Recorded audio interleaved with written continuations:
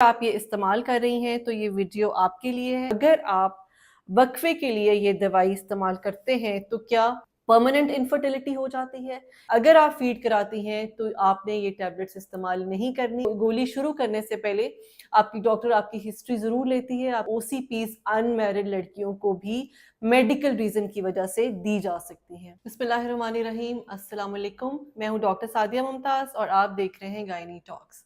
आज मैं बात करने वाली हूँ ओसीपीज यानी कॉन्ट्रासेप्टिव पिल्स के बारे में। और अगर आप ये इस्तेमाल कर रही हैं तो ये वीडियो आपके लिए है, इसको आखिर तक देखिएगा, इससे आपको बहुत सारी इंफॉर्मेशन मिलने वाली है।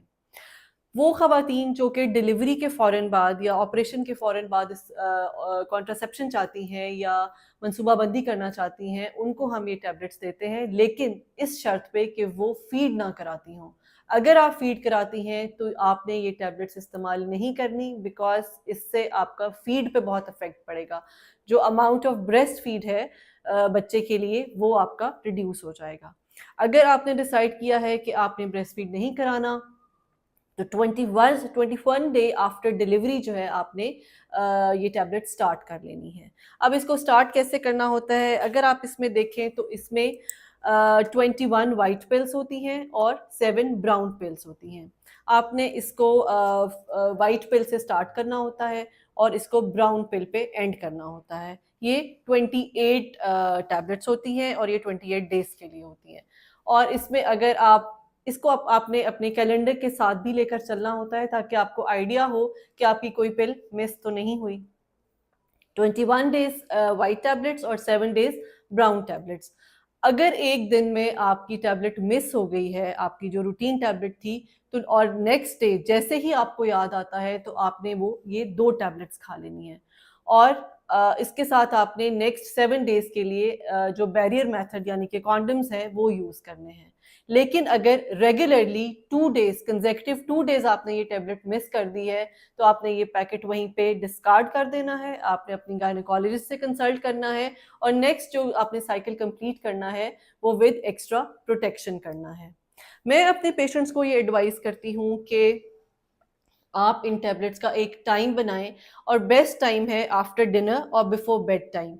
आप अपने मोबाइल पे रिमाइंडर लगाइए, डेली का रिमाइंडर लगाइए, ताकि जैसे ही अलार्म हो तो आपको याद आ जाए कि आपने ये पिल लेनी है, because you can not afford to miss the tablet if you want to do 100% contraception.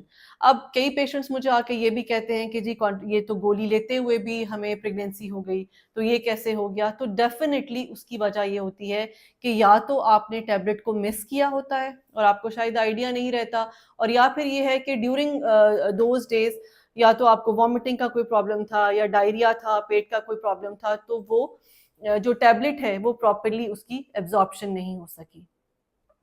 On the time लेना इसलिए ज़रूरी है कि हॉर्मोन्स का एक साइकिल होता है, उनके रिलीज का, उनकी एब्जॉर्प्शन का एक साइकिल होता है।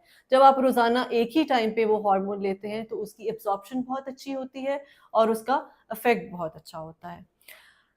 इन टैबलेट से जो है वो नॉर्मली हम जिस तरह मुझे क्वेश्चंस आते हैं कि जी इनके साइड इफ़ेक्ट्स क्या हैं, तो कोई इनके ड्रास्टिकली इतने साइड इफ़ेक्ट्स नहीं है। माइल्ड सा नोज़िया वॉमिटिंग होता है, ब्रेस्ट टेंडरनेस होती है, थोड़ा सा वेट गेन होता है, लेकिन वेट गेन कोई बहुत ज़्यादा नहीं होता। वो मेंटली ज़्यादा जो है ना वो साइकोलॉजिकल एक इफेक्ट होता है कि जी हम वो गोलियां खा रहे हैं तो हमारा वेट बढ़ रहा है। एक्चुअली इससे ब्लोटिंग होती है जिससे समझा जाता है कि शायद वेट गेन हो रहा है।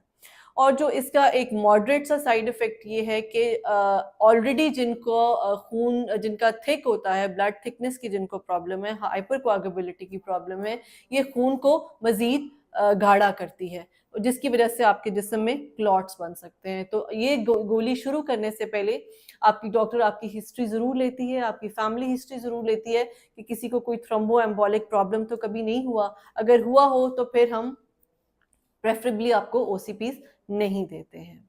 अब आते हैं कि ये हार्मोन्स जो हैं ये ना सिर्फ कॉन्ट्रासेप्शन के लिए, वक्फे के लिए इस्तेमाल होते हैं, बल्कि ये आपके पीरियड्स की इरेगुलरिटीज़ में इस्तेमाल होते हैं। और जिन पेशेंट को पीसीओज है ये हम उनमें भी इस्तेमाल करते हैं टू रेगुलराइज द साइकिल। और जिनको अमाउंट ऑफ ब्लीडिंग कम होती है ड्यूरिंग देयर पीरियड साइकिल, उनको भी हम ये ओसीपीज प्रिस्क्राइब करते हैं। और प्लीज मेरी इस बात को जहन में रखिए कि ओसीपीज अनमैरिड लड़कियों को भी मेडिकल रीजन की वजह से दी जा सकती हैं। बहुत सारी जो है हमारे यहाँ ये सोशल इश्यूज क्रिएट हो जाते हैं।